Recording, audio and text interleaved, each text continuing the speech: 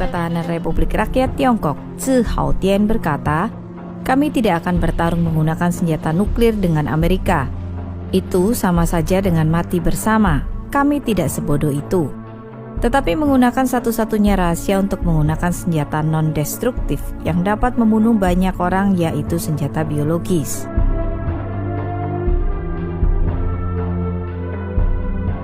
Apakah virus corona Wuhan adalah senjata biologis? Jika demikian, siapa yang membuatnya? Baru-baru ini, para ilmuwan India mengindikasikan bahwa protein lonjakan dalam novel virus corona, COVID-19, yang pertama kali ditemukan di Wuhan, memiliki sisipan unik yang mirip dengan HIV.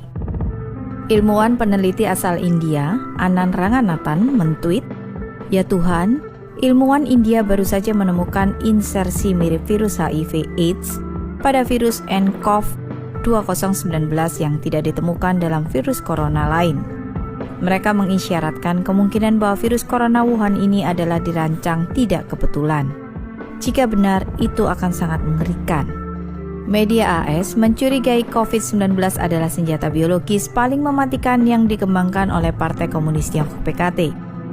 Tetapi jauh sebelum para ilmuwan India menerbitkan makalah mereka, Zerohead, sebuah situs web keuangan berbasis AS, menerbitkan sebuah artikel yang menyatakan bahwa melalui spionase teknologi, PKT telah mencuri virus corona baru dari proyek penelitian Kanada dan bermaksud menggunakannya untuk pengembangan senjata biologis.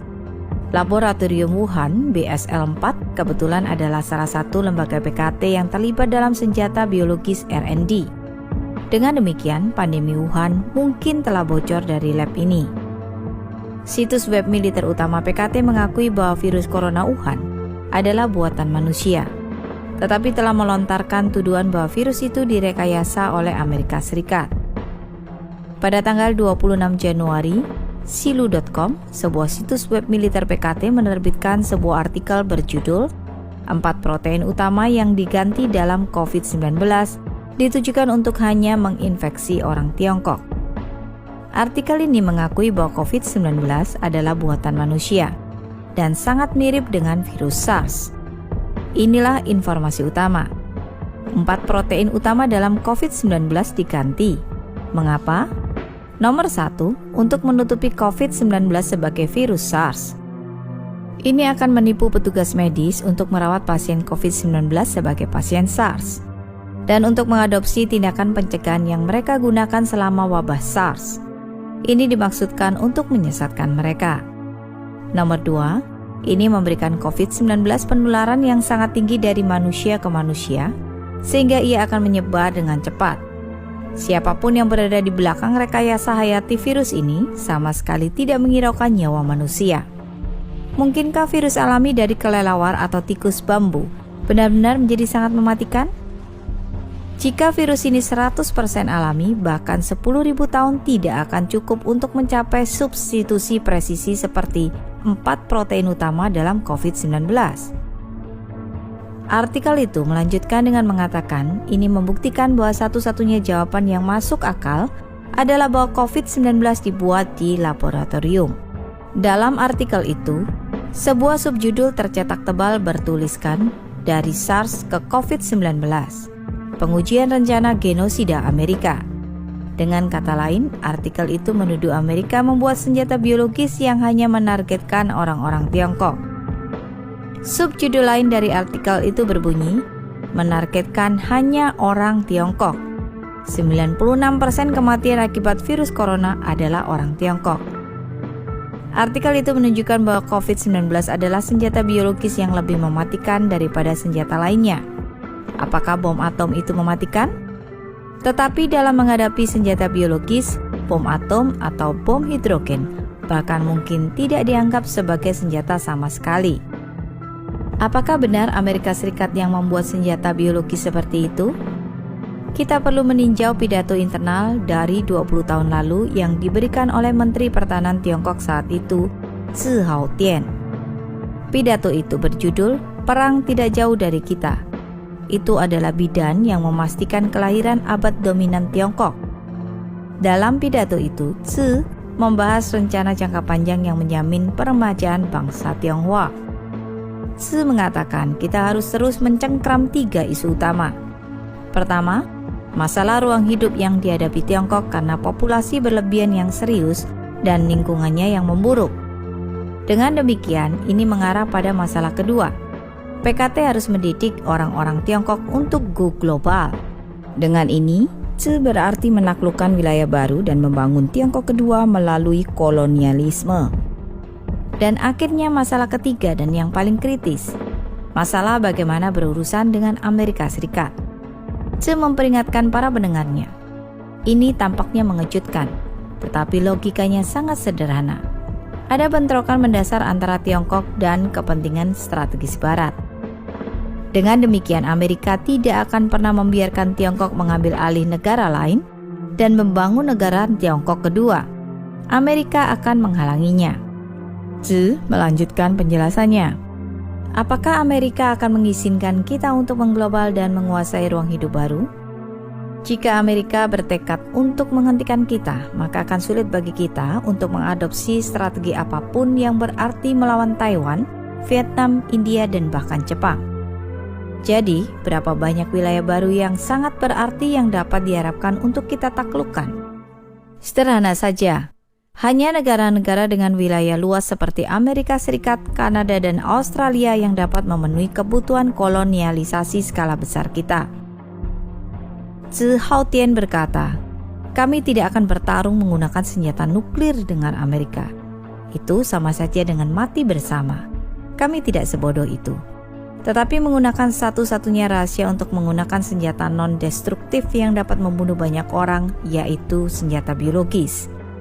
Tzu kemudian menambahkan, tentu saja kami belum melakukan apa-apa. Dalam beberapa tahun terakhir ini, kami telah mengambil kesempatan untuk mendapatkan senjata seperti itu. Partai Komunis Tiongkok PKT percaya senjata biologis sangat penting untuk mengalahkan Amerika Serikat. Tzu menghubungkannya dengan Deng Xiaoping, yang memprioritaskan senjata biologis sebagai senjata paling penting. Tzu berkata, ketika Kamerat Deng Xiaoping masih hidup, dia membuat keputusan yang cerdik dan benar untuk tidak mengembangkan kelompok pertempuran kapal induk. Sebagai gantinya, kita akan fokus pada pengembangan senjata biologis yang memusnahkan populasi musuh kita.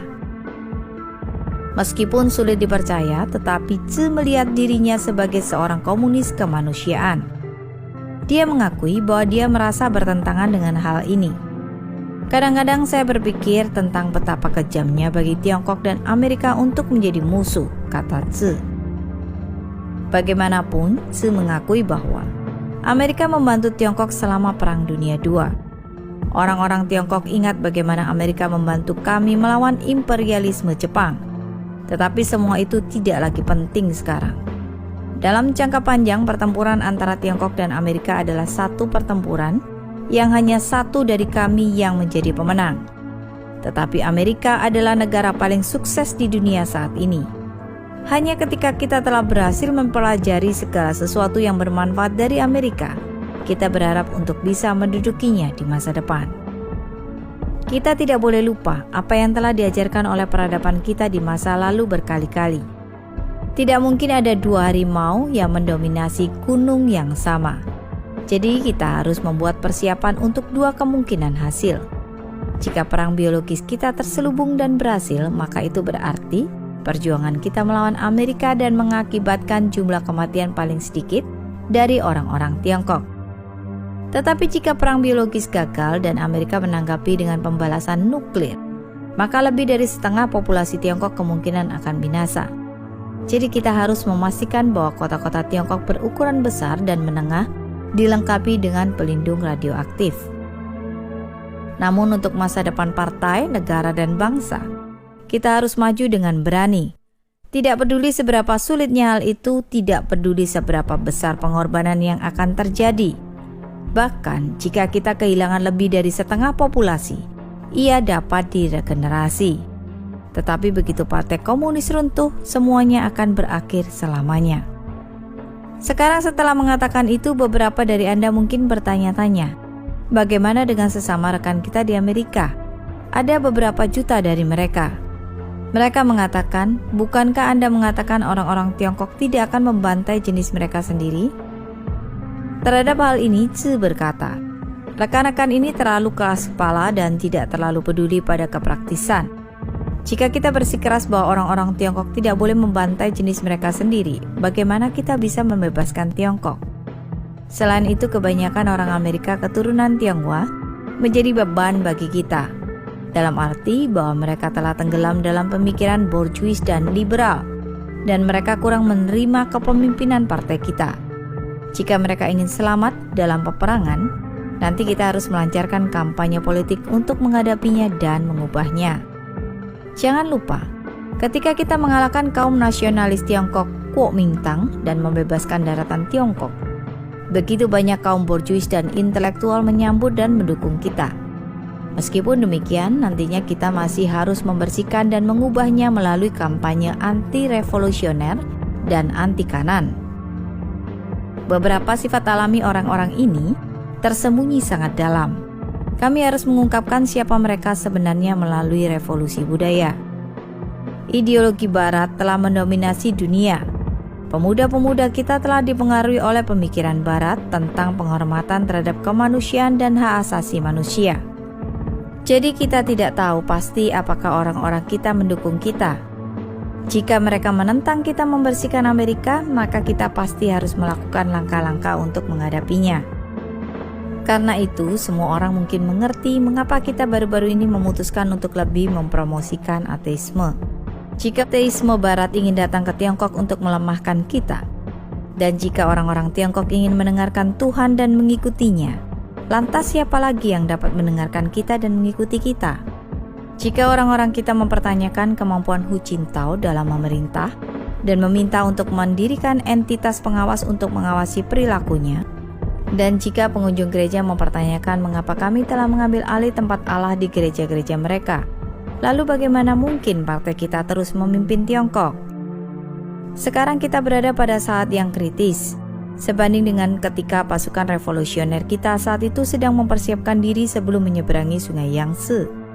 Tetapi selama kita fokus pada hal yang paling mendasar, yaitu mempersiapkan perjuangan militer, Komite Sentral percaya jika kita dapat menyelesaikan masalah Amerika, semua masalah dalam negeri kita juga akan dapat terselesaikan dengan mudah. Jadi, di permukaan, persiapan militer kita menargetkan disensor. Tetapi sebenarnya ia menargetkan Amerika, dan tujuannya jauh melebihi mengalahkan kapal induk dan satelit AS. Dalam artikel itu, Tzu juga mengatakan, perkembangan ekonomi kita sebenarnya untuk mempersiapkan perang. Ini bukan untuk meningkatkan kehidupan orang-orang Tiongkok dalam jangka pendek. Ini juga bukan untuk membangun masyarakat kapitalis yang berorientasi konsumen. Dia secara terbuka menyatakan, kami masih menekankan pembangunan ekonomi sebagai fokus, tetapi pada kenyataannya pembangunan ekonomi berfokus untuk perang. Pada tahun 2003, tak lama setelah pidato Tzu Hautian, ia mengundurkan diri sebagai Menteri Pertahanan, dan pada tahun yang sama, SARS, coronavirus, pecah di Tiongkok. Secara kebetulan juga, di tahun yang sama otoritas Tiongkok memutuskan untuk membangun laboratorium virus P4 BSL-4 di Wuhan. Berdasarkan konten dalam pidato Tzu, mungkinkah virus COVID-19 yang dimulai di Wuhan berasal dari lab P4 Wuhan? Grid Game India percaya bahwa COVID-19 dapat menjadi senjata baru sebagai bagian dari skema PKT untuk mewujudkan komunisme jahatnya di seluruh dunia. Coba pikirkan semuanya. Bukankah ini sesuatu yang benar-benar menakutkan? Siapa di belakang senjata biologis ini? Mengapa mereka membuat senjata biologis ini? Negara-negara Barat belum memahami motif tersembunyi mengapa Tiongkok ingin ambil bagian dalam membangun laboratorium BSL-4. Seperti yang kita bicarakan di kota Wuhan yang merupakan kota metropolitan utama di Tiongkok dan tidak jauh dari laboratorium BSL-4 PKT, COVID-19 terus menyebar dan menimbulkan kekacauan. Stephen K. Bannon berkomentar bahwa orang-orang di Barat mengalami kesulitan memahami gagasan bahwa beberapa pemerintah dapat membuat senjata semacam itu di laboratorium, kemudian melepaskan senjata-senjata ini untuk membunuh rakyat mereka sendiri. Ini belum pernah terjadi sebelumnya dalam sejarah manusia, dan pemerintah di Barat tidak bisa mempercayainya. Dan langkah pertama adalah mencari tahu apakah virus corona Wuhan itu alami atau dibuat di laboratorium. Dan jika itu bukan virus alami, jika ada bagian dari itu dibuat di laboratorium, Partai Komunis Tiongkok akan berakhir.